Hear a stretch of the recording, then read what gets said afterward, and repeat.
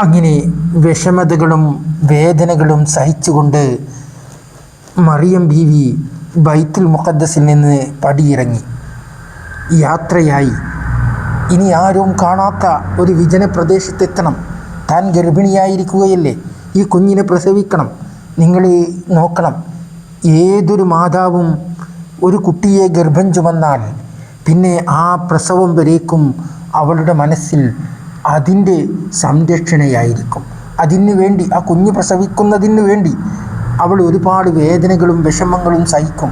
ഉറക്കം ഉപേക്ഷിക്കും, ഭക്ഷണങ്ങൾ ത്യജിക്കപ്പെടും, അങ്ങനെ ഒരുപാട് വേദനകൾ സഹിക്കും. അതും ഇതേമാതിരിയാണെങ്കിൽ, ആരും ഇല്ലാത്ത ഒരു ഗർഭമാണ് ചുമന്നതെങ്കിൽ, ഒരു ഭർത്താവില്ലാതെയാണ് ഒരു പെണ്ണ് ഗർഭിണിയായതെങ്കിൽ കല്ലെറിയപ്പെടും നമ്മുടെ നാട്. ഇവിടെ മറിയം ബീവിക്കും അത് തന്നെയാണ് പറ്റിയത്.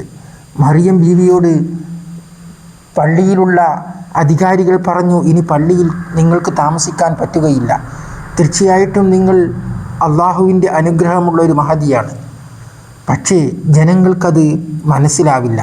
ജനങ്ങളുടെ കണ്ണിൽ നിങ്ങൾ ഒരു മോശക്കാരിയാകും. അതുകൊണ്ട് ഇനി നിങ്ങൾ ഇവിടെ നിന്ന് പോകണം എന്ന് പറഞ്ഞു. അങ്ങനെ മറിയം ബീവി ബത്ലഹേമിലേക്ക് യാത്രയായി.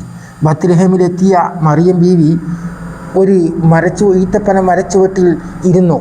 തളർന്നിരിക്കുമ്പോൾ, വിശന്ന് അവശയായിട്ട് ഇരിക്കുമ്പോൾ മറിയം ബീവി ഇങ്ങനെ പറഞ്ഞു, അല്ലാഹുവേ, ഈ വിഷമതയേക്കാൾ എത്രയോ നല്ലതാണ് മരണം.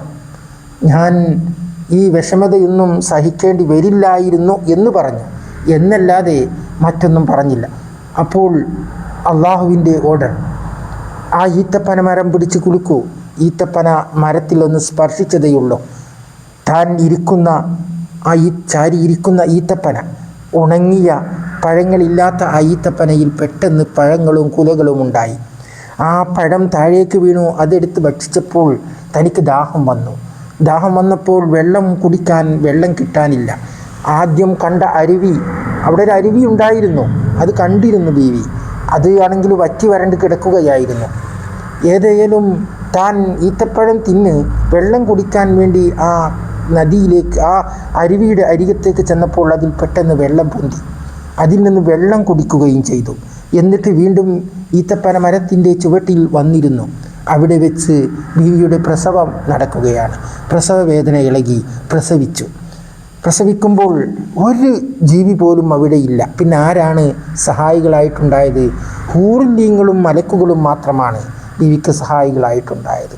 എന്നാൽ ബീവി പ്രസവിക്കുന്ന സമയത്ത് പ്രസവത്തിൻ്റെ ഒരു വേദനയോ ഒരു വിഷമമോ ഒന്നും ഉണ്ടായിട്ടില്ല. അതാണ് അത്ഭുതം.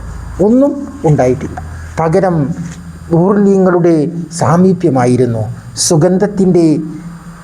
സുഗന്ധത്തിൻ്റെ കാറ്റായിരുന്നു അവിടെ ഉണ്ടായിരുന്നത്. ആകെ സുഗന്ധത്തിൽ കുളിച്ച ഒരവസ്ഥ. അങ്ങനെ ബീവി പ്രസവിക്കപ്പെട്ടു. പ്രസവിച്ച കുഞ്ഞിനെ താൻ മടിയിലിരുത്തി ഒന്ന് താലോലിച്ചു. അതിൻ്റെ മുഖത്തേക്ക് നോക്കിയപ്പോൾ വല്ലാത്തൊരു തേജസ്. ലോകം മുഴുവനും മറന്നുപോയി. തൻ്റെ വേദനകളും ത്യാഗങ്ങളും എല്ലാം മറന്നു. എല്ലാം മറന്നുകൊണ്ട് കുറേ നിമിഷങ്ങൾ അങ്ങനെ ഇഴഞ്ഞു നീങ്ങി. അതിനുശേഷം പെട്ടെന്ന് ഓർമ്മ വന്നു, പടച്ചോനെ, ഇനി ഈ കുട്ടിയുമായിട്ട് ഞാൻ എങ്ങനെയാണ് സമൂഹത്തിലേക്ക് ചെല്ലുക? അവരോട് എന്താണ് ഞാൻ ഉത്തരം പറയുക? അവർ ചോദിക്കുമല്ലോ, ഈ കുട്ടിയുടെ പിതാവ് ആരാണ്? ഈ കുട്ടി ആരിൽ നിന്നാണ്? നീ വിവാഹം കഴിച്ചിട്ടില്ലല്ലോ, നിനക്ക് ആരിൽ നിന്നാണ് ഈ കുട്ടി ഉണ്ടായത് എന്നൊക്കെ ചോദിച്ചാൽ ഞാൻ എന്ത് മറുപടി പറയും? ഉടനെ തന്നെ അള്ളാഹുവിൻ്റെ ഓർഡർ, ഒരു ശബ്ദം, ഒരു അശരീരി, മറിയം, നീ ജനങ്ങളോട് പറയുക, ഞാൻ നോമ്പുകാരിയാണ്, ഞാൻ മൗനവ്രതം എടുത്തിരിക്കുന്നു.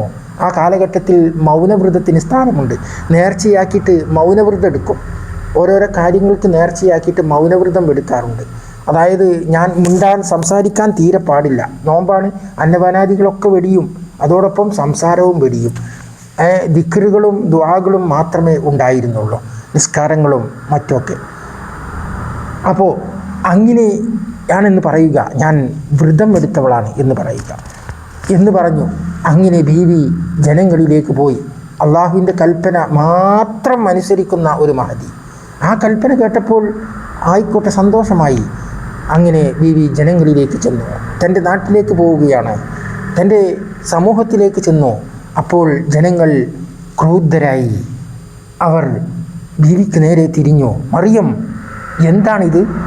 ഈ ഒരു കുഞ്ഞുമായി വന്നിരിക്കുന്നത്, ഇതാരുടെ കുഞ്ഞാണ്? മറിയം ആംഗ്യം കാണിച്ചു, എൻ്റെ കുഞ്ഞ് തന്നെ. എന്നാൽ ഇതിൻ്റെ പിതാവ് ആരാണ്? അത് മറുപടി പറഞ്ഞില്ല. പലരും ചോദിച്ചു, ഇതിൻ്റെ പിതാവ് ആരാ? അതിന് പിതാവില്ല എന്ന് ആംഗ്യം കാണിച്ചിട്ടും അവർക്ക് മനസ്സിലായില്ല. നീ എന്താ മിണ്ടാത്തത്? നിൻ്റെ നാവിറങ്ങിപ്പോയോ?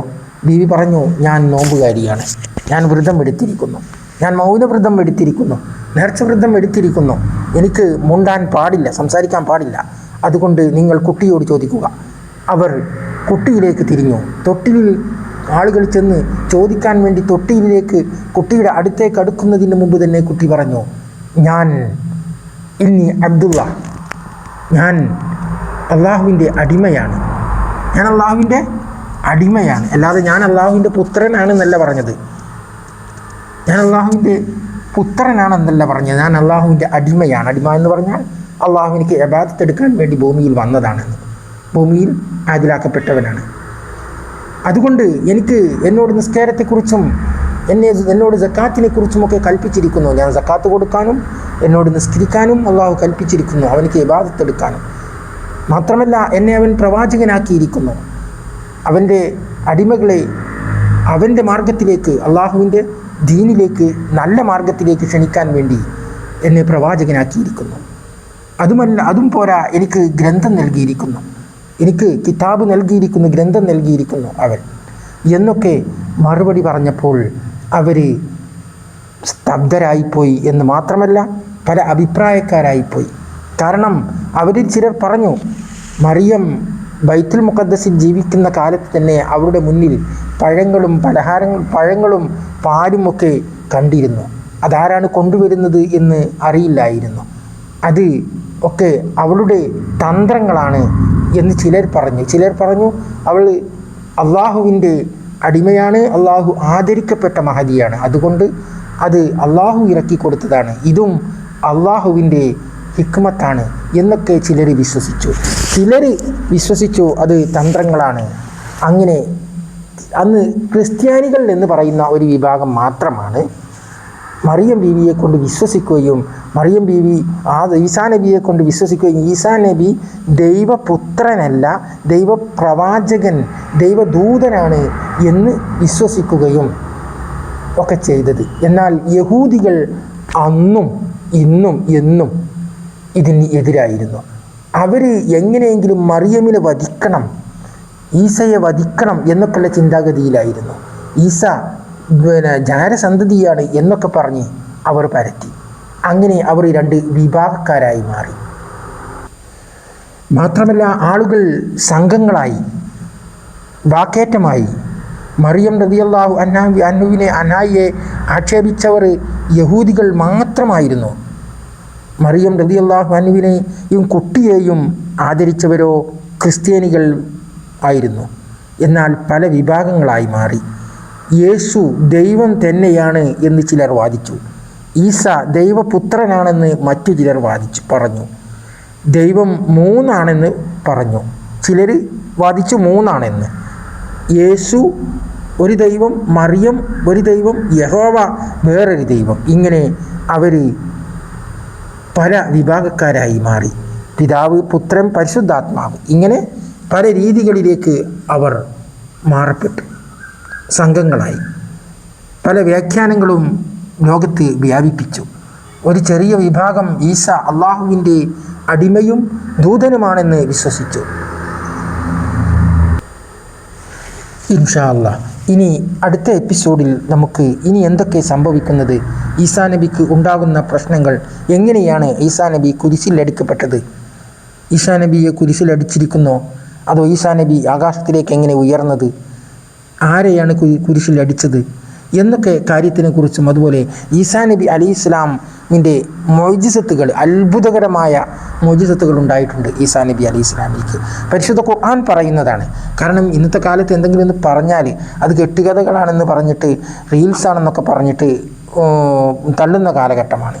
അതുകൊണ്ട് പരിശുദ്ധ ഖുർആനിൽ വ്യക്തമായിട്ട് പറഞ്ഞ കാര്യങ്ങളാണ് പറയുന്നത്. ഇൻഷാ അല്ലാഹ് അടുത്ത എപ്പിസോഡ് കാത്തിരിക്കുക. അസ്സലാമു അലൈക്കും വറഹ്മത്തുള്ളാഹി.